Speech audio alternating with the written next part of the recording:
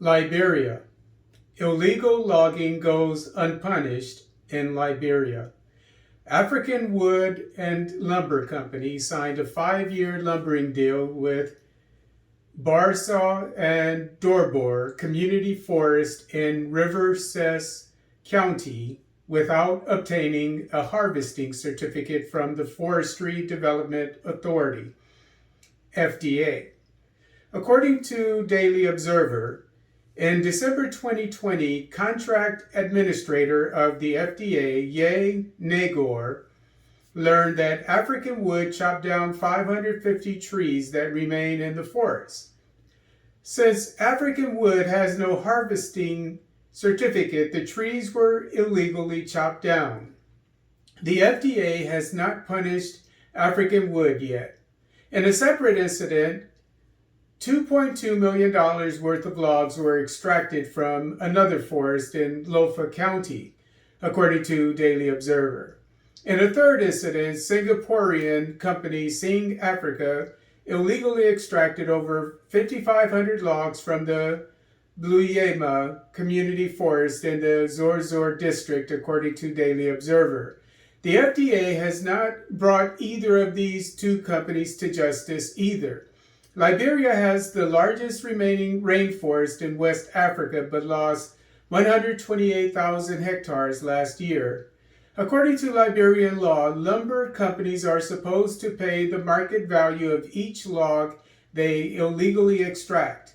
The FDA is supposed to confiscate and auction illegally extracted logs, but to date, only 26 logs have been recovered by the agency.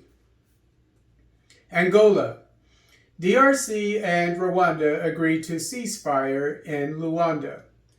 Congolese President Felix Tshisekedi and Rwandan President Paul Kagame agreed to a ceasefire, among other things, on Wednesday, July 6, 2022 in Luanda, Angola. Led by Angolan President João Lourenço, the so-called Luanda Roadmap in part calls for an, quote, immediate cessation of hostilities and the immediate and unconditional withdrawal of the M23 from its positions in the DRC, unquote, and, quote, the return of refugees to their country of origin, and the text specifies that any exploitation of natural resources in the region must be done with strict respect for the sovereignty of states, unquote, according to 7source7.